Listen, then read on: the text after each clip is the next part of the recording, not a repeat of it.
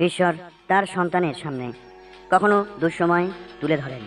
যে বিচলিত হয়ে দিশেহারা হয়, ঈশ্বরকে ভুলে নিজের বুদ্ধির উপর বিশ্বাস করে, সে আরও খারাপ সময়ের মধ্যে পড়ে যায়। বিপদে ঈশ্বরী সম্পদ, এটা জেনে রাখতে হয়। দেহের অনেক খারাপ থাকে, যে জন্যে উন্নতি হতে চায় না। জীবনে হরিনাম করে সেই অজানা পাপকে তাড়াতে হয়।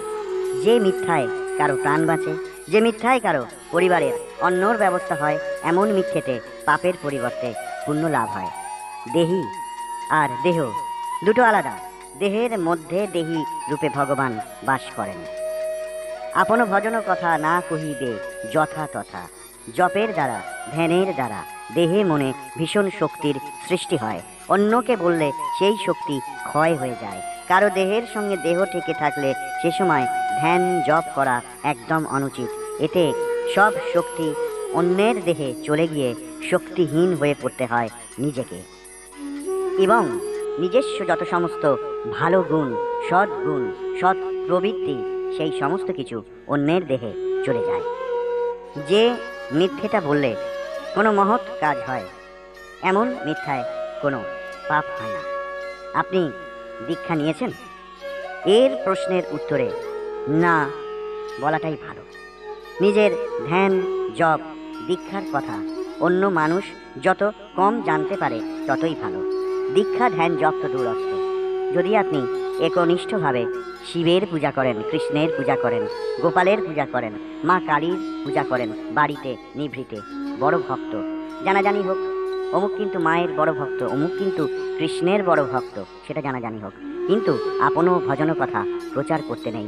এতে যে প্রচণ্ড শক্তি দেহের মধ্যে সঞ্চিত হয়, সেটা আস্তে আস্তে চলে যায়। এতেই আসে মনের অহংকার, এবং অহংকারে সমস্ত কিছু নাশ হয়। মানুষের জীবনে যেমন প্রাচুর্য আসে, মানুষের জীবনে সেরকম অভাব, অনটন, বিপদ, এসব তো আসেই। এসব তো জীবনের নিত্য সঙ্গী। বিচলিত না হয়ে তাকে সব বলতে হবে। স্বয়ং শ্রীকৃষ্ণ ছিলেন পঞ্চপাণ্ডবদের সঙ্গী, তবু কেন এত বিপদে পড়ল তারা? তাদের কি অভাব ছিল না? বাড়ি ছাড়া হতে হয়নি তাদের? মানুষরা মারতে আসেনি? কত ফন্দি ফিকির করেছে। তিনি বিপদ, তিনি সম্পদ, তিনিই রক্ষা করেন, তিনিই সংহার করেন। এই তিনি যখন সঙ্গের সঙ্গী হন, তিনি যখন বন্ধু হন, অর্জুনের মতো আমাদের বন্ধু হবেন। তাকে বন্ধু করে নিতে হবে। সেই রকমভাবে ডাকলেই আন্তরিকভাবে তাকে পাওয়া যায়। তখন কিন্তু এই সমস্ত নিয়েই চলতে হবে হাসি মুখে। সর্বদা এটাই মনে রাখতে হবে, একটা অদৃশ্য হাত আমাকে ধরে রেখে দিয়েছে। চেষ্টা আর ইচ্ছে থাকলে উপায় হয়। যার চেষ্টা আছে তার ব্যর্থতা সফলতায় রূপান্তরিত হয়। যে শুয়ে থাকে তার ভাগ্য শুয়ে থাকে। তাই অলস মানুষ জীবনে কোনোদিন প্রতিষ্ঠা পায় না। বন্ধু সে যেমনই হোক, বন্ধুত্ব চাই, হাসি চাই জীবনে। হাসি আনন্দ আনে। আনন্দ মন আর শরীর দুটোই ভালো রাখে। আনন্দকে সঙ্গী করতে হবে, বন্ধুত্ব করতে হবে, বাইরের জগতে বেরোতে হবে, হাসি ঠাট্টা করতে হবে। আমি ঈশ্বরের নাম করি না বাবা, আমি এখন গম্ভীর হয়ে থাকবো। আমি আর 10 জনের থেকে আলাদা, মোটেই না। আমি 10 জনের মধ্যে ভেতরে ঢুকে যাব, আনন্দ করব। আনন্দ ছাড়া ঈশ্বর বাঁচতে পারেন না। শ্রীকৃষ্ণ, চৈতন্য, রামকৃষ্ণ, যিশু, বুদ্ধ, এমন সব অবতার পুরুষরা এবং মায়ের সাধক, কৃষ্ণের সাধক, বড় বড় যোগী পুরুষরা প্রত্যেকেই ভীষণ রকম মজা ঠাট্টা তামাশা করার পয়লা নম্বর মানুষ ছিলেন। এবং লোকনাথ বাবাও তাই করতেন, রাম ঠাকুরও তাই করতেন। গম্ভীরভাবে এমন এমন কথা বলতেন যেগুলো শুনলে প্রথমে মানে বোঝা যেত না, মানুষ হেসে কুটোপুটি হতো। স্বামী বিবেকানন্দ ছিলেন ভীষণ রসিক, রসিক হিসেবেই তো তার নাম ছিল। সব খারাপের বড় একটা ইঙ্গিত আছে।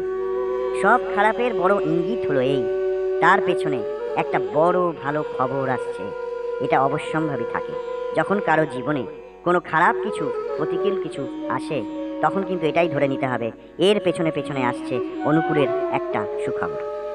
দুঃসময়ে যখন চেপে ধরে, সেটা আশার আলো। কারণ এমন অবস্থার পরই সুদিনের আগমন হয়। গোলমালে মাল থাকে, গোলটা ফেলে মালটা নিতে হয়। অনেক ঝগড়াঝাঁটি, বিবাদ, অনেক কিছু হচ্ছে, একদম মনের বিপক্ষে এই সমস্ত কিছু হচ্ছে, ভালো লাগছে না। কিন্তু যদি ভালো করে লক্ষ্য করা যায়, এর থেকে শিক্ষণীয়, চরম শিক্ষণীয় একটা কিছু বেরিয়ে আসে। অনেকের মাঝে কথা শুনতে হয় বেশি, বলতে হয় কম। কারণ বন্ধু বান্ধবের সঙ্গে যেমনটা চলে, একটা সভার মাঝখানে একটা অনেক মানুষের সমাগমে সেটা চলে না। কোনোদিন যদি না করতে ইচ্ছে হয় ধ্যান, জপ, সাধনা, হরিনাম, সেদিন একটু হলেও করতে হয়, কারণ অভ্যাসটা কখনো ছাড়তে নেই। একই আসনে কেন বসতে হয়? একই বসনে অর্থাৎ পোশাকে কেন বসতে হয়? যখন একটা আসনে বসে একটা পোশাক পরে রোজ তার নাম করা হয়, তার একটা প্রচণ্ড শক্তি, আশীর্বাদ ওই আসনের মধ্যে এসে ঢোকে এবং ওই পোশাকের মধ্যে এসে ঢোকে। সেই পোশাকটা হয় অতি শক্তিশালী। যখন আমাদের মন বিপর্যস্ত হয়, বিপদে পড়ে, তখন যদি ওই কম্বল আসন হচ্ছে শ্রেষ্ঠ ধ্যান জপ পূজার জন্য। কম্বল আসন যদি কারো না থাকে, প্রয়োজন মতো সুবিধা মতো একটা কম্বল আসন করে নিতে হবে। কম্বল আসনের ওপর বসলে এবং সেই পূজা ধ্যান জপের পোশাকটা পরলেই সঙ্গে সঙ্গে দেহের মধ্যে ব্রহ্ম তেজ এসে ঢুকবে। কোনোদিন যদি তাই ধ্যান জপ করতে ইচ্ছে না হয়, একটু বসতে হয়। এই আসনের মধ্যে পোশাকের মধ্যে শক্তি সঙ্গে সঙ্গে মনের মধ্যে এসে ঢুকে মনকে চাঙ্গা করে দেয়। সহ্যর সমান গুণ হয় না। সম্মান না দিলে সম্মান পাওয়া যায় না। শিশুরও সম্মান আছে, তাকেও অপমান করা আর ঈশ্বরকে অপমান করার ফল দুটোই সমান।